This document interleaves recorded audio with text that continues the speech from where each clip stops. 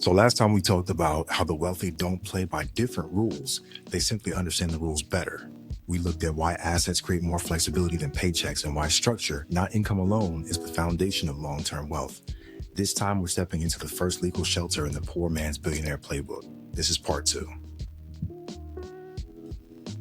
So for us normal people, the first version of a legal wealth shelter is usually not offshore accounts and LLCs. They're not private foundations or family offices. It's probably the retirement account you've been ignoring while telling yourself, I've got time, I'll look into it later. For most workers, that means 401k, 403b, 457 plan, Thrift Savings Plan or TSP for short, traditional IRA or Roth IRA, or Health Savings Account or HSA if you are eligible.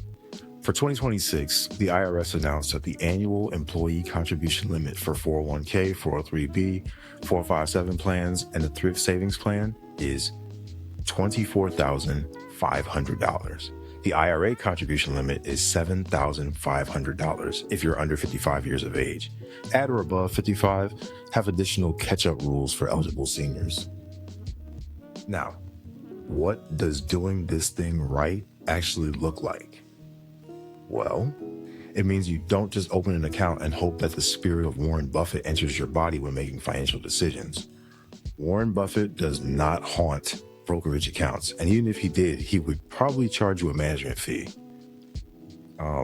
He's alive, by the way, just saying.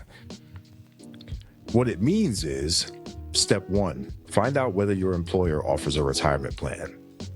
Step 2, find out whether there is an employer match program. Step 3, contribute at least enough to capture the full match if you can afford it.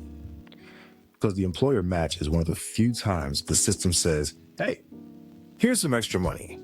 And people still say, let me think about it. That's like a waiter handing you a free dessert and you saying, I need to consult my spiritual advisor. Just take the match. Step 4, choose between traditional and Roth based on your tax situation.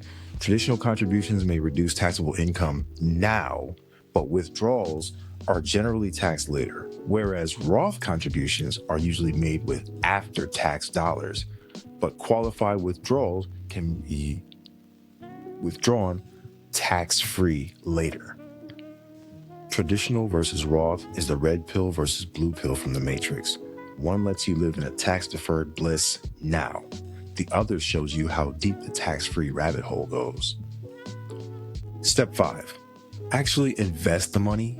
This matters. A retirement account is not automatically invested just because you opened it. Sometimes the money sits in a settlement fund or cash equivalent option doing very little. Your money's like a teenager with a gym membership, present, but not actually doing the work. So doing it right means checking what the money is actually invested in. Step 6, and I cannot say this more influentially, automate contributions every payday. I cannot say this any more influentially. Step 7, increase contributions when your income rises. So if you have an annual bonus, a pay raise, additional benefits from something, anything, put most of it away. If you can live comfortably on your current salary, then put it all away. That is how normal people start copying wealthy behavior, not by hiding money, but by putting money into the legal containers that Congress already created. For military members, the TSP is one of the most powerful tools available. For civilians, the employer match plan may be your first wealth machine. For families, retirement accounts are often the first line of defense against aging broke. For everyday workers, this is where the playbook begins.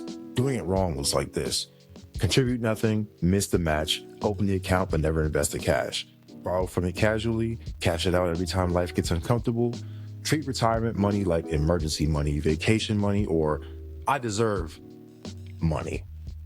That's not using the system. That's rating your future self while pretending it was a strategy. Future you is going to be so mad. Future you is going to want to have a word with past you, but past you already spent it on a jet ski while living in Wyoming. If you qualify for a health savings account, or HSA, this can be one of the cleanest legal tax tools available to regular people. For 2026, the IRS set the HSA contribution limit at $4,400 for single coverage and $8,750 for family coverage under eligible high-deductible health plans. The reason HSAs are powerful is simple. The money may go in tax advantage, it may grow tax advantage, and withdrawals for qualified medical expenses can come out tax-free. That's a rare combination. It's like a unicorn that also does your taxes. Doing this right means confirming you are actually eligible. You generally need to be covered by a qualifying high-deductible health plan. Not every health plan qualifies, so do your research.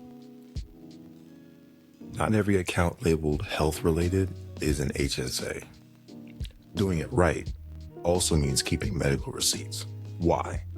Because some people use HSAs as long-term investment vehicles. They pay medical expenses out of pocket today, save the receipts, let the HSA grow, and potentially reimburse themselves later under the rules. It's the financial equivalent of freezing yourself in carbonite for a future thaw, Han Solo style, except you're preserving receipts, not your body. But that only works if you keep proof. Keeping proof, doing that right means save the receipts, the payment records, the explanation of benefits, labeled by year, and keep it digitally recorded. Do not use the HSA debit card for random non-medical expenses. Do not assume I bought it at a pharmacy. It must qualify, right? Buying a bag of gummy vitamins does not make your entire grocery trip a medical expense. The IRS is not that gullible. That's how you use the tool properly. The billionaire lesson here is not to be rich. The lesson is understand which account gives your dollar the best treatment. Thanks for watching. If you got something out of this video, make sure you subscribe so you don't miss the next installment of the Poor Man's Billionaire Playbook series. Part 3, Real Estate and Business, the legal wealth containers that build and protect wealth. If you enjoyed this episode, I'd really appreciate if you hit that like button and leave a comment. It helps the channel grow, lets me know you're finding value in these videos, and tells the algorithm these are conversations more people should be seeing. As always, thanks for spending a little of your time with me. Take care of yourselves, keep learning, keep building, and I'll see you next week here on The Devil in the Details.